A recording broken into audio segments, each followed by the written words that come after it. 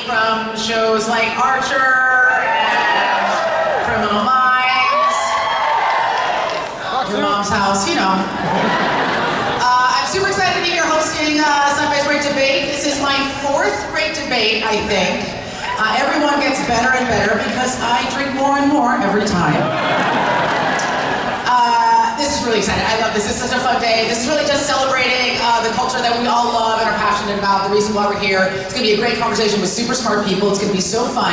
If you guys are on your phones, and if you're not on your phones, then you're in the wrong con. Join the debate by using hashtag Great Debate and hashtag SDCC50. You can hit us up at SYFY Wire. If you don't know what SYFY Wire is, it's where you go to find news and deep dive articles and videos and podcasts and other assorted and sundry nerdery things that you love or that you can't wait to comment on. You're like, that guy didn't know that you was like that. I'm really happy to be here, guys. We have an amazing panel. It's going to be super fun. You guys have your paddles, right? You're okay. This debate's really about you guys and how you feel about the arguments that we make. So we want to make sure that you stay engaged. But right now, I'm going to bring out our esteemed panel of judgy nerds. And here they come. From Ralph Breaks the Internet and the co-host of Nerdificent, Danny Fernandez! Comedian, writer, and co-host of the podcast Couples Therapy. I'm never going to say her last name right. Naomi Ekperigin! Oh my God, I got it right, yo! Oh, Blurred Nation. From my brother, and me, and the Adventure Zone, Travis.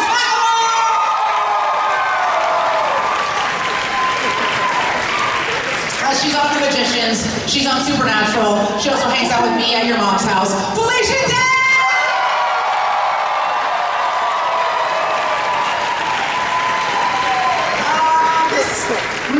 Actor, writer, star of Reno 911 and The Odd Couple, one of my favorite people on the entire planet, Mr. Thomas Lennon! Oh, 9.9, facing the wrong way. You went, if I had a nickel for every time I had to tell a guy, he went the wrong way. All right. Ladies and gentlemen, keeping an NSFW for the kids. Here we go. So here's how this thing works. I'm going to put this down. Here's how this thing works, all right? I'm going to present a topic, and our debaters, and which debater is going to square off on said topic. They're each going to get some time to make their argument, and then I'm going to open up to the entire panel to tag everybody's jokes and generally insult whoever spoke directly before you. Now, at the end, you guys get to decide who wins, okay? By holding up your paddles with either a thumbs up if you liked it, or a thumbs down if you didn't. But in any event, you have to use the paddle. The paddle is a tool. If you don't use the tool, you are a tool. So, if you like it, thumbs up. If you didn't like it, thumbs down. But no paddle means no soup for you. And then at the end of the debate, we're going to open the mic up to your debate questions. I'll tell you when to line up, so you have some time to think of something as we're moving through this awesome conversation. And our panel will settle all of your disputes with your dumb friends at home once and for all. Now, they are so dumb, guys. You know they're dumb. So to get us warmed up before the hardcore debating starts, I'm going to ask everyone a little icebreaker question, okay? No winners and losers. We want to ease everybody into it. Just a little bit of debate foreplay. Okay, here we go. So, Danny. Oh, hi. Hi. Okay, so if you were a spaceship captain, what would you name your ship? I think I'd go with like the SS Selena, and then whenever you honk it, it plays Bitty Bitty Bum Bum. And you know it's gonna have like Virgin of Guadalupe on the back decal, and just my family name Fernandez and like old lettering. Oh, like old school, like tattoo lettering. Yeah, and any of my tios that have passed, they're gonna be back there as well, just dedicating my ship to them. And that glitter paint, you gotta get that. Yeah, it's bedazzled, just full-blown bedazzled. I totally want to have sex with your spaceship. Okay. Naomi, why do villains always reveal their secret plot? I feel like villains just want some acceptance, okay? And it's a long walk, and they said, okay, if I tell you my plan, will you tell me if it's good? And then if you tell them it's good, they may not even do it. You know, they just want you to know you care. I just want to whiteboard it a little bit. I just want to like crowdsource something back here. Let's do Scott. Yeah. All right, Travis, which McElroy brother is most likely to turn against the other one? Me. Yeah. Yeah, 100%. If I saw an opportunity to succeed at the expense of my brothers, I would take it. I might have already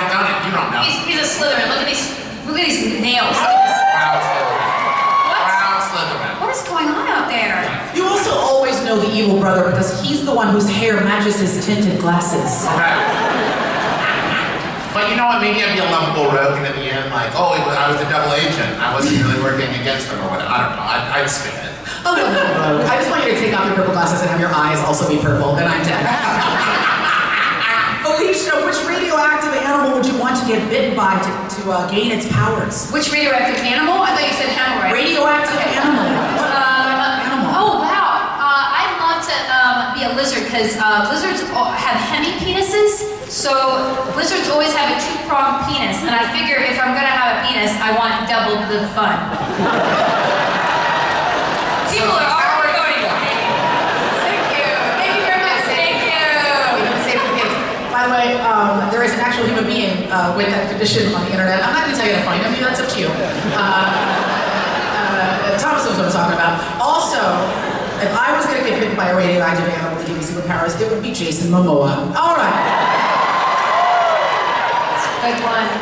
He has only one penis as far as I know. Thomas, if you were a superhero, how often would you wash your superhero suit? And please be honest, don't lie. Never, because you get rid of the luck and magic. The same way with me and just regular underwear. The pair I'm in now is 9 Comic-Cons in. Oh, wow. Whenever we announced the Reno 911 movie, I put that pair of underwear on, and then every Comic-Con it just gets stronger and stronger and stronger. Until it's actually kind of become an idea. The underwear was an idea? Yeah, the Batman universe. Okay, like an upcoming. So never wash your superhero uniform, ever. Never wash your superhero uniform, and also give Thomas a very wide berth when you see him out on the comic floor. You don't have to say hi. Because the smell is Ever like a smell? We're like, I just caught something from that smell. That's Thomas Leonard. Okay. That's me. Yeah, it smells like money and So we're gonna start this now. Is everybody ready? Here we go. 2019 saw the finale of 2 of the most dominant storylines in all of geekdom over the last decade. So here's our first topic for Felicia and Travis. Which were you sadder to see end? The Marvel Cinematic Universe, as we know it, calm down, or Game of Thrones? Felicia, you get to, everyone's gonna get 6 seconds to make their case, then there's gonna be some crosstalk, then everyone's gonna jump in, then we're gonna vote. Felicia, kick it off. Okay, I was definitely sadder to see Game of Thrones end. I feel like Game of Thrones revolutionized the world of genre, stopped slithing it out.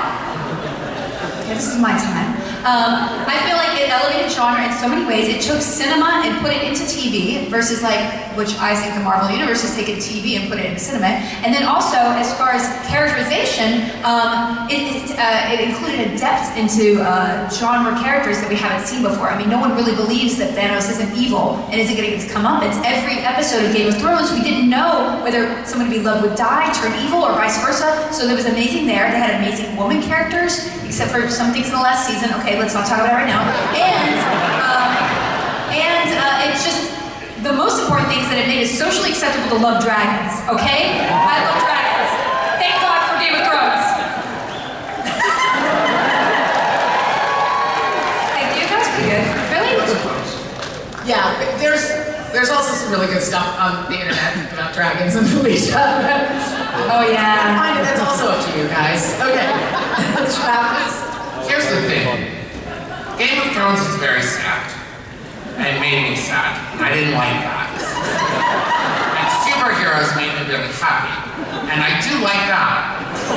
But now I'm sad that my happiness is done. It's just a whole mixed bag. It's a roller coaster up here, folks. By which I mean inside my head. I will say that I'm very sad that Marvel Cinematic Universe, whatever, Form 1, whatever, is done. Because I was so excited to finally get a Spider-Man movie. And it was just so great to finally see Spider-Man on screen somewhere. And it meant the world to me. And now, I don't know where I'll get my Spider-Man. Wait, nobody else is interested in Spider-Man except me. I might have to make my own Spider-Man movie. Will they let me do that? Can I make my own Spider-Man? Is Spider-Man here? Okay, I'll find him after the show. We'll figure it out. But anyway, I'm sad it's done. Because Chris Evans, who knows if he'll work anymore. It's very sad. What was exciting thing about that was Travis made a case for the MCU, and also we got to see what it's like to be his therapist. So okay, does anybody else want to weigh in on whether they think that of those two universes, which one was more critical, MCU or Game of Thrones? Marvel Cinematic Universe was most of our lives. What was that, 27 years? I mean, babies became mothers in the time of the Marvel Cinematic Universe. It's a lifetime I can't let go of. I'm with you on this, Trav. You know, Felicia, support your journey, but... Whereas the last season of Game of Thrones just felt like a lifetime. It wasn't an actual lifetime. We hate dragons, it's cool. I mean, I also support you, Felicia, but they had more dragons than people of color, so I mean... They had one black dude, no, they had two. No, they had 3 black people, but 2 of them were like, could be black, could not be black. One of them was English, they don't count. They made sure that we knew that the black dude had no balls, though, just in case we were worried. Yeah, Grey Worm. But does anybody remember where the British Salvador Sand go? Where the fuck is Salvador Sand? He just sailed off on his ship back to the Summer Isles. He's very handsome. Don't worry, he doesn't have genitals. There was an old black guy. You'll be fine. Too, guys. I'm just saying. There was a nice old black guy, right by my dad. He sailed away. I tuned out most of Game of Thrones seasons like 3 through 8, 9, 10, 11. Where it was white people walking places, yeah? But they were so deep. People were just like, I'm gonna walk so far away. When you get to that far away, please. Sometimes it was one guy carrying another guy, but they were still Dudes walking. carrying dudes. All right, we're gonna vote now. Where is Salvador Sam? I'm really excited about this. Okay. Nobody remembers him. He was hanging out with the Onion Knight on the beach that one time. Okay, guys. My How did we do the voting? Was there a tutorial? You know what? Just go. Thomas, I know that you run several major film franchises. But Yeah. Here we go. So, we're going to call out the names, and you're either going to do green thumb if you loved it, or red thumb if you have an infection. Okay? Here we go. So, for Felicia and Game of Thrones. Wow. Okay. We don't need the down votes. You just raise the green one. Let's be positive here. That's why I asked It's like a real life Reddit. Wow. Okay, and now Travis in the MCU. Pretty clear yes vote for Travis and his sad therapy session about I'm sad! It wasn't. time is up, Travis. I don't think it was your argument that won him over. It was just sheer facts, okay? Yeah. Right, guys? Thank you. Thanks for voting for me. We're gonna have pizza every Friday. Here we go. Topic 2. Dear friends, it's a strong time for scary movies right now. I don't know if you've noticed, for the first time in the history of this great and limpid nation, horror films have won awards and franchises been nominated for Oscars and shit. But can anything top the iconic horror period that was the 80s? So right now, I am going to debate because we had our good friend Amber Nash was going to be on this panel, but she couldn't be here. So I'm going to send Amber for this debate topic. I'm woefully unprepared, and I'm going to debate Naomi. What was the better era for horror movies, the 80s or right now? Rachel made a 6 times bigger case. No more crosstalk. Naomi, you're going to go first. Okay. Again, Aisha Tyler. Okay. This changes the vibe. Okay, I'm in hot. Okay, now is the better time for horror movies because the horror now is about reality. It's about everyday life. Who hasn't met a white lover's family and been shaken to their core? That is real. Midsummer, who hasn't gone with a white lover to a white land and been shaken to their core? It's every day. This horror is anything you're doing. They can come out with a new one about doing laundry, okay? And it's gonna get you. And that's what I love about now. It's like, are you living? You should be terrified.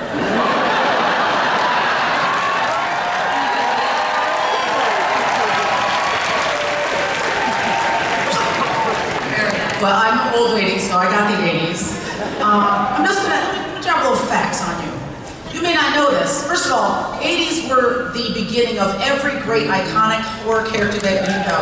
Jason, Freddy Krueger, that dude with the pin stuck in his face, his buddy with the shit stuck in his neck, I don't know his name. Every great horror franchise started in the 80s, and you might not know this, but the mask, Jason's mask, was actually a Bill Shatner mask. It was a Michael Myers mask, not Jason. I don't know, all those white people terrify me. They all just went to my face. White guy in a closet's just another white guy in a closet. But Michael Myers mask was Captain Kirk. It was a destroyed Bill Shatner mask, which just goes to show you a white guy wearing another white guy's face is doubly scary. You know, also, we had to use our imaginations back then. Did anybody see Jaws? You had to imagine that that was a shark. That's all I'm saying. When I was a kid, we had to walk to school uphill both ways in the snow to be afraid.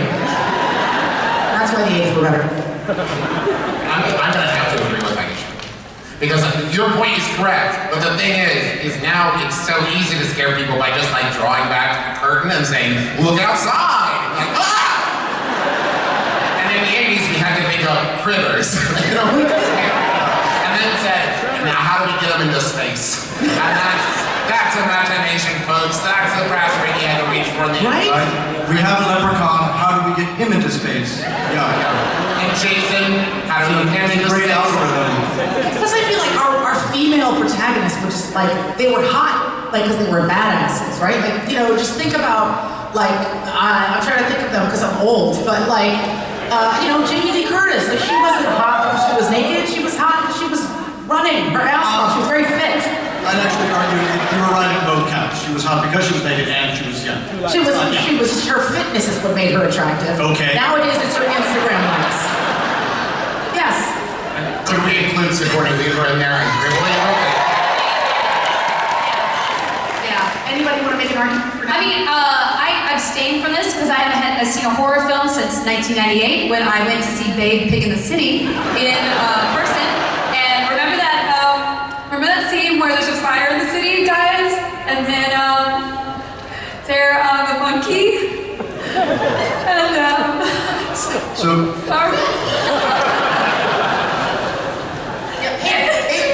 they died. yeah.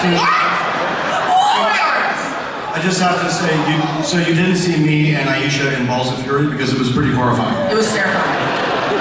I gotta make a. I mean, you were hot because you were naked. The leotard was terrifying on me, but yes. I'll make a case for now, just because now when one of us shows up, I think like we might actually get to live. So you know, like that I think is better. A better time. It's a better time for us. It's true. I gotta give you that. Like nowadays, like this black dude might actually make it to the third act. He might be the credits. And then the president might deport him, but yeah. Yeah, he hasn't quite figured out how to deport black people yet, but he's working on a plan. It's timely as the head. I'm gonna deport you back to Detroit. Okay, here we go. All right, so Naomi and Right Now for horror films. Come on, come through, Green. Okay. You know what? We did great. And now me for the 80s. Thanks, guys. I'll take it. I hope you weren't just voting for me because I have all of the power and I'm standing at the podium. I'll take it. Here we go. Next topic. It was tight. That was very tight. It was a tight race. Neck and neck. Very good. Neck and neck. Here we go. Topic 3, y'all. This is for Thomas and Danny. In the last couple of years, we shed a tear for the cinematic deaths of two of the coolest characters of all time, Wolverine and Han Solo. Don't lament. Han Solo's died like 5 times, something like that. So we're gonna settle it right now. Who is cooler, Wolverine or Han Solo? I'm glad we're using the right Han. Who's that picture of? It's just the only Han image that we can actually afford. It's very style. I literally feel like that's me dressed up as Han Solo. Hey guys! It looks like Keanu Reeves. Sorry, this is the Han Solo that says sorry about the mess. I definitely shot first. Uh-oh. Or I'm sorry. I shot first. Here we go. Thomas, you're gonna go first. That seems unfair. So, Wolverine versus Han Solo. To me, this is not even a debatable subject. I'm defending Han Solo. Wolverine is a 200-year-old mutant from Alberta, Canada. Honestly, I think one of the most impressive things about Wolverine is that he is from beautiful British Columbia in Alberta, Canada. And here's the thing. Han Solo doesn't have a boss. Han Solo doesn't work for anybody. Han Solo has 4 children that we know about. Basically, if you ran into Han Solo in the day, you either got shot with a coin tossed on you or pregnant. Those are the 2 things that happen. Han Solo's not on a committee where Dr. Xavier, you can't say, hey Han Solo, come down to the room, we're gonna do assignments of projects that we're working on for the team. He would shoot you. And then he wouldn't apologize. And not only that, when Han Solo shoots people, or Greedos, no one says anything because they're well aware that this is something he obviously does all of the time. It's like if that was the first time Han Solo shot somebody in the cantina, people would be like, whoa, guy, what are you doing? But everybody's like, he goes, and they're like, oh yeah, Han Solo, he does that every day. He comes in here, he blows somebody away, he tosses a coin. By the way, Han Solo never makes a big deal that he can speak to Wookiees. Can you imagine how long it takes to learn a language that's... He's like a second generation kid. Understands it perfectly. He understands it perfectly, but he can't speak it back. Because he's also not some show-off rookie who has to like when French students go to France and they're like, je veux très. No, he's like, I speak Wookiee, I understand it, I'm not going to be a dick. Thomas, votre temps est terminé. Yeah. So, again, I'm really, I have a lot of respect for Wolverine. I think Hugh Jackman is one of the only superheroes who's done sort of full nudity as a superhero. Just making a case for Wolverine. Yeah, thank you. It's really an answer. Perfect day. Start with nudity, please. If you like naked butts and people from Alberta, Canada who are bare ass. Wolverine. Go ahead. Straight up. No, I'm gonna let you finish. Straight up. I'm gonna let you finish. Don't worry, Tom. I'm used to white guys cutting me off. So.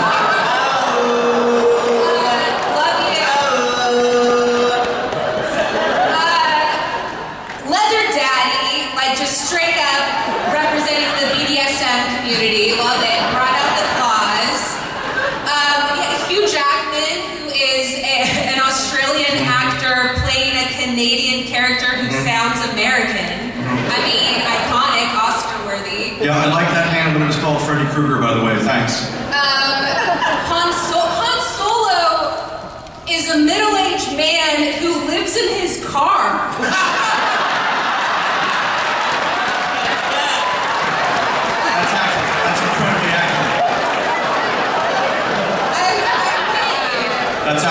He does talk to his dog. This is like a John and Garfield situation. We don't even know if Chewbacca's there.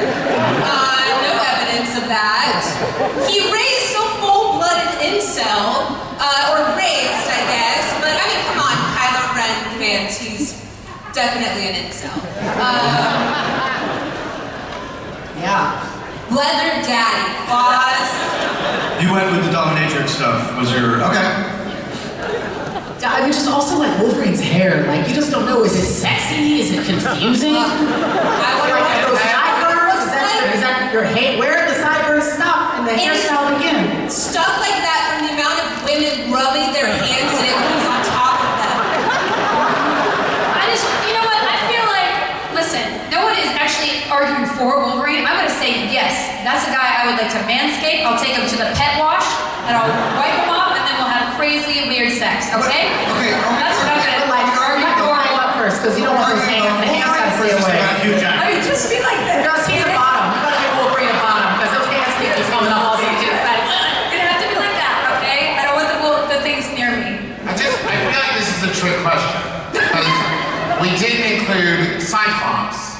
And you know what's really cool? Following the rules and staying in school. So maybe... Oh, Cyclops is a yacht rock of superheroes, Hey, okay? you know, may not be cool, but he's dependable. He's punctual. It's not cool. He's never woken up and accidentally killed somebody.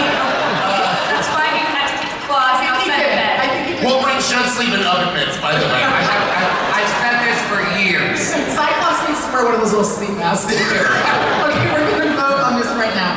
Thomas with Han Solo. Han Solo. Solo, come on, guys. All right. You know it. All right, and now Danny for Wolverine. Yeah. Oh man. Some of y'all voted twice. I feel like that was kind of a push. That was a push. That was a push. Yeah, that was kind of a push. Yeah, yeah. That's what they do. I think we talked And about now Cyclops. five people. Wait till I count all three of you. Here we go. Next topic. Now, the NBA, guys, you might not know this, because this is not a sports convention. But the NBA has an award called Sixth Man of the Year. It's basically for the MVP of the bench. So like, who just keeps his spot on the bench like real toasty? Like, whose butt he is excellent? And it got us thinking, in the geek world, what character is the most valuable player, even though they're not in the starting lineup? See what I'm saying? So we were discussing this backstage, and I was told that it's like the Alfred Pennyworth Award, right? Or the Q Award. What guy's just adding crazy value from the sidelines? So here we are, top four for our entire panel. Bench, please. Who is the most valuable bench player? Each of you guys have an envelope in front of you, okay? One at a time, you're gonna open your envelope, one at a time, starting with Danny, and you're gonna reveal who you got, who you've received, who's inside. And then you'll each get about 45 seconds to make your case, and then the whole panel will weigh in, we'll argue, at the end, so we'll all vote on who is the best bench player in the geek world. So, first we'll open the envelopes, then we'll debate, and starting with you, Danny, who did you get? Oh, okay. I got... Ooh, Nebula. Gamora's sister. Gamora's sister.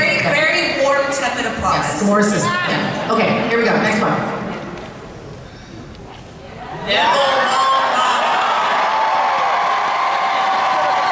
Very background. Okay, I see. All right, here we go. Next one. The lovable rogue himself. Yeah. Mayor and administrator of Cloud City. Okay. Now. All right, I got Rhiannon Tar. Oh my God. You're already getting close. You haven't said anything yet. Aisha, I'm gonna do a quick joke to see if there's old people in the room. Ready? Okay. Gina Lono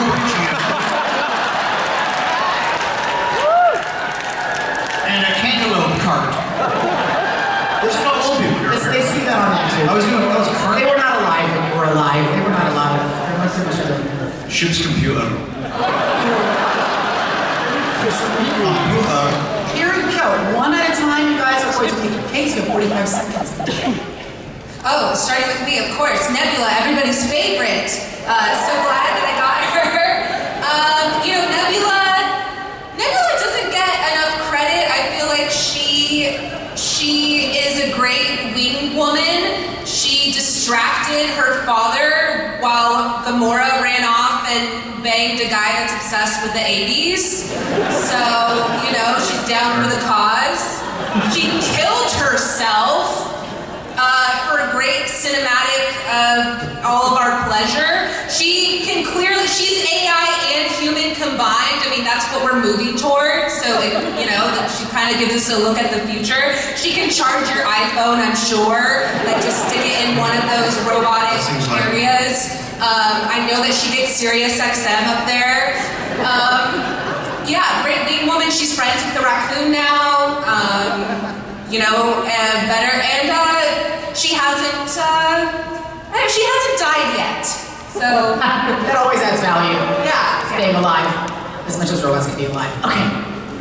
Okay, Neville has heart. Okay? Neville is ride or die. Okay? Neville came through with the glow up. Okay? Neville IRL got married in the English countryside. I said, you do you, boo-boo. Okay? Neville, I feel like he was in the cut, but he always had your back. You can't trust everybody in the HP world. Okay? Everybody excuses, but Neville from the jump, he was there. He was there for the crew. You know what I'm saying? He was like, I feel awkward, I'm not sure, but I'll do what needs to be done. He didn't let fear stop him. Neville is gorgeous. I would kiss Neville on the mouth. Oh, that's arousing horses. What a turn. Okay. So here's the thing about Lando, right? It's really easy. His name has become synonymous with Judas because he turns in Han to Darth Vader. But here's the thing. If your college friend showed up and you were president of an entire planet and you're like, yeah, I barely know this dude and he's still my car. Yeah, that's okay. You can put him into a big piece of metal or whatever. Please just don't kill all the people on the planet I'm in charge of. That's a pretty good call. And he feels that, and he saves him. He saves us all, really, when you think about it. Because he drives the car ship really good. I just love that image of him living in his car and I can't let go of it now. And plus, Donald Glover. The rest of it. Or Billy D. Williams. Sure, that's okay, both of them, but also Donald Glover. Okay, absolutely fair point. I feel like this is a no-brainer. Brienne of Tarth was the hero of Game of Thrones. She was a true paladin. Thank you. You guys know, all right? She was the only one who emerged unscathed with her honor intact. Her virginity, not so much. She pulls off a pixie cut, and I gotta admire that in a girl. She knows how to use the sword in an incredible way. She confirms all of women's instincts to not date a guy that's that much more attractive than you, because the minute she slept with him, he just left her, and we can all learn from that, right? Hyper-attractive guys are not trustworthy, and this is probably something I shouldn't say publicly. Anyway, and also, Gwendolyn, she submitted herself for an Emmy because HBO wouldn't put her up, and bitch got a nomination! I didn't even call her a bitch. I love her. Even in her finest hour, you had to call her a bitch. No, it was a compliment. It was like a friendly All right, I'm right here. That's Sir Bitch to you. Thank you, sir. Thank you. I like the part where Ed Sheeran was in it. Remember that? Yeah. Came out and he's like, your body is a wonderland. Your body is a wonderland that ladies may have. I'm doing a classic thing here right now, which lawyers do, guys, because I'm going to lose this round. So what you don't know is I've already used about 20 seconds of my 45. I'll do a quick plug that I'm also a ship's computer in a movie called The Hitchhiker's Guide to the Galaxy. Which is, I think, why I got Ship's Computer, played by Gene Roddenberry's wonderful wife, for decades and decades in many films and TV shows. I'm just not going to win this round, but I'm wrapping it up. I'll cede my last 8 seconds back to Neville Longbottom just to be sport. Thank you, Neville, for life. To the top. Okay, you're done. Stop. Stop. This was a dense and exciting category, so we're gonna take a vote. We're gonna go down the line, and so here we go. Starting with Danny for Nebula. Sirius XM. Yes, and also can charge your phone. Okay. Do we need a thumbs down? Do we need Now Naomi for Longbottom. Travis for Lando Calrissian. Wait, And then Felicia for Sir Brienne of Tarth. And finally Thomas for himself in a lot of pity votes? It kind of feels like a tie between Neville and Brienne. So let's do a vote off now. Let's do a vote off. Naomi for Neville Longbottom. Felicia for Brienne of Tarth. I did, but Sir Brienne did get it, yes. She got it here, she got it from Jamie. What? Okay. I just feel like if you can sleep with a guy that's hotter than you just go for it, and you just put it in your pocket for later. And then when your friend's like, oh my god, Jamie Lannister, it's so high, you're like, yeah, I totally bang that. All right. all of me did. This is the next topic. This is topic 5 for Felicia Thomas. We all love a lot of things from our youth, but was it really that good? Or do we just remember it that way? You know what I mean? Like, is honeycomb a cereal or a tool to injure the roof of your mouth? So, topic 5 for Felicia Thomas, nostalgia. What nostalgic property is actually kind of bad? You guys are each gonna get 45 seconds to make picks. Chat about it and open it up to the crowd. So, Felicia, you get to start. Well, as a child, I really loved the Smurfs, but when I think about it, it's a horror show. First of all, you have a monotheistic society, totally not diverse. They all live in the same kind of houses, and they're defined by birth, by their characteristics, like brainy and jokey. Like, there's no room for personal growth. You can't be jokey and then maybe have a philosophical transformation toward life and like not be funny. Like, your name is jokey, and they're ruled over by a sort of infinite, all-powerful being named Papa Smurf, and it just sounds like a fascist dictatorship to me. Also, the villain is Gargamel, the only human is there, and basically his agenda is genocide. He just wants to kill all Smurfs and eat them, and if you're wanting to eat something that actually can talk back to you, you're a cannibal. So that's horrific. And then of course the whole Smurfette thing, like she was created by Gargamel to trick the Smurfs, if you look into the lore. That's like an ex machina situation, and then the Smurfs take her in, and yet you have 100 male Smurfs and 1 female Smurf. Only a Handmaid's Tale situation can happen from this. Or is it a handman's tale? Maybe Smurfette's just like, you know what, she was sweet when I feel like it, bro. I don't know. So we never really saw that. We never saw, like, Smurfette getting down. No, we never did see that. Because it's a I don't want to see it. Do you know if you Wikipedia Smurfs, they're the size of 3 apples? That's a shit total. I'm sorry. That's just a larger. I already heard so many times tonight. Yeah, okay, anyway, that's about this tall. That's a horrific size for a Smurf. Right? 3 apples tall. I never thought about it before you said it. Whenever a Smurf, because he's created, born from a flower bud? Who knows? Who knows? Somebody looked at him and said, "You're grumpy from now on." I'm what? Your name's Grumpy. You gotta be grumpy now. Oh man, good job. Don't smile. Thomas, over to you. This was an exciting category for me. I got to look back. What I wanted to look back on was great monsters and creatures from the Star Wars universe, and I think there's one really amazing monster from the Star Wars universe that has gotten sort of bad rap over the ages, because a lot of people, I think, by a show of hands, who likes the Rancor? A lot of people, right? Who likes the Wampa? Anybody Wampa people? Yes. Less people, but some Wampa people. And you know, we got the same people, things like that. But a thing that's overlooked in the Star Wars universe, you got the Sarlacc, of course. For the Sarlacc, who thinks the Sarlacc's the worst monster in Star Wars, or the best monster? Anybody? Nobody. Very few. That makes sense because the Sarlacc's a plant.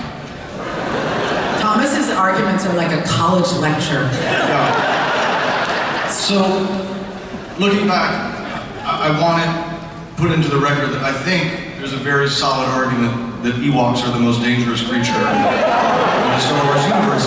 And it's very simple. It's not because they can take down, you know, Imperial walkers, the 2-legged walkers, and it's not because they can create large booby traps like the Viet Cong. It's because of a very, very simple equation, and it goes like this: Ewoks eat people. They put them on spits. They're ready to roast them. Oh yeah. They eat people. You don't just start eating people right away. First of all, you gotta meet them, then you kill them. The first 100 years, you're just eating people cold that you found on the floor of the forest. But then, when you start to get to the point where the Ewoks are at, where they're prepared to cook and eat many adult humanoids that they've captured, with recipes to cook them, that's really messed up. The Sarlacc is a flower in the ground that if you fall into his mouth, he's going to eat you for 1,000 years. Ewoks are going to find you, they're going to cook you, They're gonna make a broth out of you. They're gonna save the leftovers. Yeah. And then they're gonna sing that song with the chorus goes, jump, jump, jump, jump, jump, jump, jump, jump, jump. That was a shot at Tikal, Guatemala, by the way. Not to get too nerdy, but that's where they shot that last shot. It's so late. It's so late for that. The too dirty. You just literally name checked like the 7 most obscure characters from that entire fucking franchise.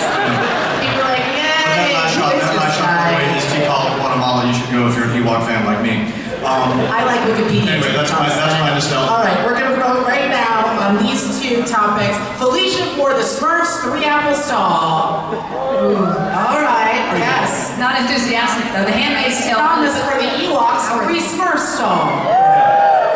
Oh man, ooh, I feel like that was a push. Maybe a slightly.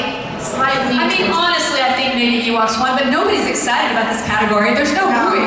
Like, we basically traumatized everyone with our Smurf and Ewok bashing. We ruined some childhoods. Thanks, Thomas. When we sat down at this panel, I got really excited because I thought there was per diem in here. But there's not. There's nothing. No. Just the name of the character that you played in the film. Here we go. Topic 6. This is for Naomi, Travis, and Danny. Quoting our favorite movies is half the fun of being a fan, but some lines rise above the others. So, you can quote me. What is the most iconic movie line? Now, there's a million answers to this. There's as many answers to this question as there are films out there. Everybody's going to get 45 seconds to make your case, and we're going to chat about it. And Naomi, we're going to start with you. Okay, here's what I'm gonna say. We're gonna need a bigger boat. Okay, come through Jaws. That line, the reason why I think it's so iconic, like it is just like it's delivered so dryly. Okay, you've seen this massive shark head. You're like, this ain't gonna go well. But what makes it iconic is that you can literally say it about anything. We're gonna need a bigger boat. Can apply in any situation. You can use it to, like, if I was really thirsty, we're gonna need a bigger water bottle. And then what happens when you say it is everyone goes, I know that reference, now you're all friends. Do you see what we've done? It's a movie quote that brings people together. Right. It creates connections and bonds, and we need to be connected right now as a nation. Okay? So that's how I bring it back. This is a quote that rises above and builds a bridge. I'm done. Whatever the problem you're describing is that your boat is too big. Right. That could never be possible. A boat is never too big. A boat needs to be bigger. You mean a lizard with 2 penises? We're just preaching science up here, guys. Yeah. Just science, straight science. Look it up on Wikipedia. Travis. It's a real thing. What is it? What's the real thing? Needing a bigger boat? A heavy penis. Oh, heavy penis. It's a real thing. It's internet, man. Internet. Okay, Travis. So here's the thing. There are lots of iconic lines, and I chose one that perhaps isn't the most iconic. It's not one people will quote all the time, but it's one of my favorites. And That wasn't the assignment. I know, but I'm going to make a case for why it should be, and that is in June when Sting yells, "I will kill him!" And here's why it's great. It tells you everything you need to know. Who's gonna do it? I will. What are you gonna do? We'll kill. Who are you gonna kill? Kill him. Right? Right there. There's no ambiguity left. What are you gonna do? I will kill him. Cool. And you know exactly what's going on. It gives you his whole hypothesis right there. You know what? I will kill him. You seem confident. You know your goals. You're goal-oriented. Your goal, if I'm not mistaken, is to kill him. Right. The statement of intent is clear-cut. 4 words. No ambiguity. You know exactly what's happening. No shades of gray. I will kill him. Now here's the twist. He doesn't. Whoa! It's a one-act play in 1 line and 1 stab. Boom. Doesn't he also say that while he's wearing like a gold diaper? I believe that's a different time where he's like, you know what? I think I'm going to kill him. And then he makes the decision, yeah, you know what? I will. I hope that's in the new one. And it's Jason Momoa in a gold diaper. And then he bites me. And I become Khaleesi of the 7 galaxies. All right, Danny. Okay, I actually did pick the best quote of all time. Mine is, "Fate rarely calls a That's from Robot Daddy himself, Optimus Prime, in the first Transformers, everybody's favorite Transformers. That was a line said to Mr. Shia LaBeouf that you know led to that Just Do It video. We know that that's what that led to and the rest of his career. So fate does actually rarely call upon us at a moment of our choosing, I have found out. It's something you can use when you, I don't know, accidentally knock someone up, you know. Like Han Solo. Like Han Solo, like Wolverine. Also just the way he says it. It's like that voice, you know he's saying like, get ready for bed. I don't know, but I just want him to pick it out. What do you think Optimus Prime is seducing Shia LaBeouf? They rarely call it in a moment of our choosing. So anyways, what are you doing? It's like a weird Sugar Ross video. I just want him to pick me up and hold me in his arms. In a sexual way? And any way that he wants to. Optimus Prime and that voice actor is You just might be like the lucky pair between Hugh Jackman and Liam Neeson in some way. Yeah, I also feel like later we're just gonna see Danny just being a version of Han Solo, but she's sleeping inside Optimus Prime instead of in her car. Like, we just live inside Optimus Prime. Like, what's up with the level? What I'm saying is, don't look me up on DeviantArt. I have played around in this field too much. In conclusion, hentai. He's so sexy. That is my argument. Well, before we vote, after this, we're going to hear from everybody and what they're going to be up to for the rest of the con. If you've got questions, now's the time to line up and get ready to ask them. My very quick interjection here is my favorite film line of all time. Is the greatest film line of all time. It's with my Alan Rickman as Hans Gruber in Die Hard. Schießen die Fenster. And then all the other apparently German guys go, what does that mean? And then he has to say it in English because they're German, but not that German. Shoot the glass. And then it's the weird German accent, and then they understand what he was saying when he said she's in my fence.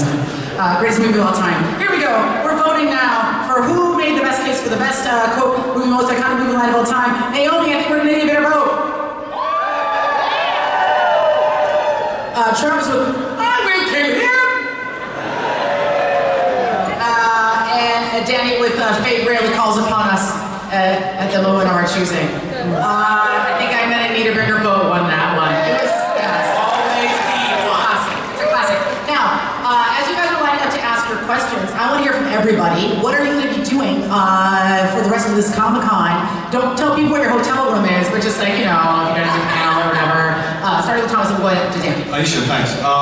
Tomorrow in the autograph area, I'm signing my New York Times bestselling novel, Gordon Boyle and the Bridge of Riddles at 11 a.m. at table 7 tomorrow. Nice. And then Ben Grant and I are hosting the Eisner Awards tomorrow night. Okay, Alicia. I am moderating the Harry Potter Wizarding World game tomorrow at 2 panel. It's not the whole game, it's a panel. And I will be signing from 4 to 5 at the Simon & Schuster book. I have a new book coming out October 1st called Embrace Your Weird, Face Your Fears and Unleash Creativity. It's all about unleashing your creativity because it's in the title. And I'll be signing some art copies there from 4 to 5 p.m. It's Blues 11/28. Yay! Travis. Hi, I'm doing way too much. I'll pick and choose what to tell you A about. menu. Tonight, I'm going to be doing Storyteller's Guide with Sassy Phoenix at 8 p.m. in room 32AB. Tomorrow at noon at booth 2339, going to be signed, or 2329, whatever. Yeah.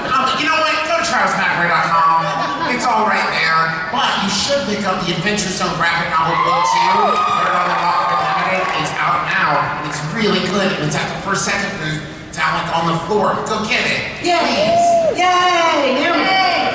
Okay, I ain't got nothing else going on. Okay? That's the truth. This is my first Comic-Con. I'm out these streets. I'm gonna get some My Hero Academia merch. All Night Live. I am doing a meetup Whiskey Girl, 5 p.m. Saturday. Come get drunk with me and the rest of my family at iHeartRadio and my Nerdicacent podcast. that is what I'm doing the rest of the week. Yay! You can see me tonight at HotCon at Stone Brewing, where I'll be pouring a beer that I made in collaboration with Stone, called Stone Cold Fox. The money that they raise goes to the Warriors Project. Tomorrow I will be moderating the boys panel from Amazon. If you love that graphic novel, come check out the panel. And then we'll be doing the Archer panel tomorrow afternoon as well. Saturday I will be sleeping off my hangover. All right, so these questions cannot be like, Thomas, what do you like to eat for breakfast? You already know, sadness. These have to be debate style questions, so questions we can debate. Hi, what's your name? Hello, my name is Lily, and I bet you everybody who's super stoked that a person that young has been listening to everything we've been saying this entire time. Hey, we're awful. which is better, Wreck-It Ralph or MST3K? Oh my God. Big question. Wreck-It Ralph or MST3K? Who would like to take this? Anybody feel strongly about one of them? MST3K is better because I like it more. Wreck-It Ralph is very good. I like it a lot. Just like Mystery Science Theater 3000, a little bit better. Next question. That's fair. That was a great debate. Okay. I just have to say obligatory Wreck-It Ralph is better because I was animated in it as a Disney character where I got to play myself. Cool. So just need to flex that. But Oh, yeah. continue. I would say the best one is Trolls World Tour, which I am hypothetically in. Maybe, you'll see. What's your name? Hi, my name is Chris, and my question is, what's the more traumatizing 80s kids movie? Never-Ending Story or Return to Oz? Well, Never Ending Story, because that thing with the horse. Yeah, I mean, also, my mom bought me the book based on the movie, and I literally never opened it because I was truly afraid I would be sucked in and never get out. That movie made a strong case for don't read ever. Obviously, the most terrifying 80s children's movie was Dark Crystal. Yeah. Look at those puppets now, you're like,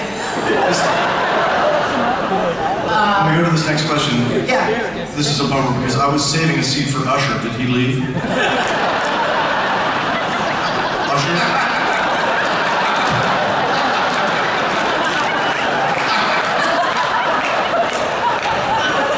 He might be in the bathroom. I asked him earlier if he was going to be back later, and he said, yeah. Old black lady jokes, I gotta Oh, move he's it coming now. back. Okay, go ahead. Hey, my name is Sheila, and my question is, which is worse? When a TV show has a few really good seasons and gets canceled too early, or when a show runs forever and ever and just way past jumping the shark? If you're talking about Archer, I will have you removed immediately. I don't think a show can run long enough if it is good. For example, maybe there's like a show that focuses on like monster hunting that's going like 14 seasons. Just keep going for all I care. I totally agree. I think I was on I 3 like shows the that got long canceled in arms. 1 day this year, so that was pretty exciting for me. Don't we call Thomas our good luck charm? Show killer. But I feel like until you've done every episode of a show, until you do the one that's like a live play, you know, on a stage, until you do dream episodes, until you do Everybody's Trapped and Snowbound, remembering all the other episodes, until you've done all of those, you're good. Did we already say we need a musical? We need a Musical episode, live Broadway version. Yes, dream episode. Silent episode, clip shows. Yes. What if you were to say, kill a character and then bring them back several times? Is that okay? Yeah. Well, here's By the way, never we're going to see again. Magically pops up. right. All you people who love Game of Thrones so much, that's crazy, right? So the answer is whatever show is going to employ us for the longest period of time. Next question. Hi, so who do you think is the best superhero that's not Marvel or DC? Ruth Bader Ginsburg. I was addressing you and answering your question at the same time. I would say the Tick, because the show, all of them are very good, and I just find the Tick very lovable and pure and wholesome and great. I gotta go with Goku because he got his own Macy's Thanksgiving Day Parade balloon. So he's up there with Charlie Brown and Garfield. Our greatest superheroes. Yeah, greatest superhero. was no one else to turn to. Charlie Brown.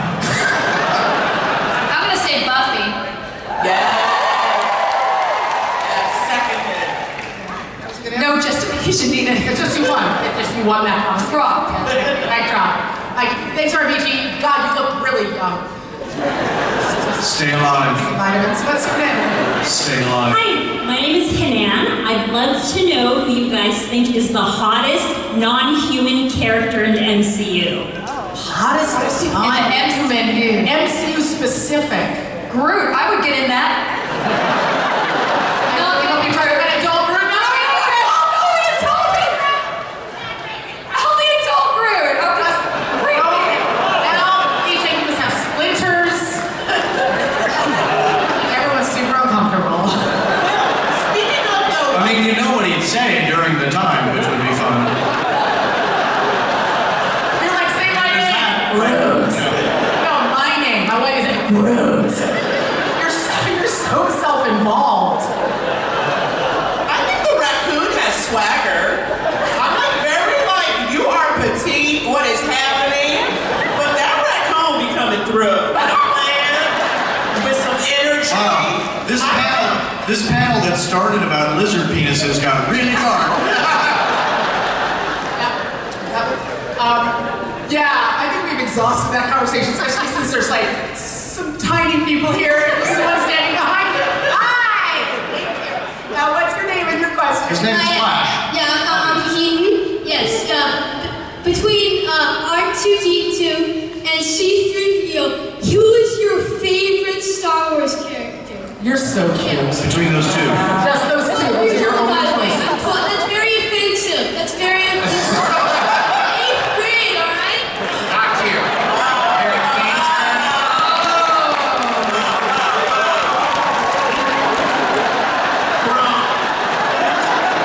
Wow. Doing advanced algebra. Oh, he's cute. He's cute. We're from Hollywood. We'll decide if you're cute, kid. He was sort of like a West Side Story thing. Eight pictures later, we'll know if you're cute or not. Yeah. When it's Home Alone, the senior years, that's when it's like. C3PO. Between those two characters? Yeah. Yeah, C3PO. A true formality. He has a formality about him. They have a formality about him. And I just really... You have 10 seconds. Shiny. Put together. English accent. Chill. Love it. Yeah. Would you kiss C-3PO? Naturally. But you wouldn't kiss R2D2? Oh, I could kiss. How we get up kiss R2D2 all over. Exactly. He has so many things that come out of it. So cute. Established. Yeah, we're all very hot for robots up here.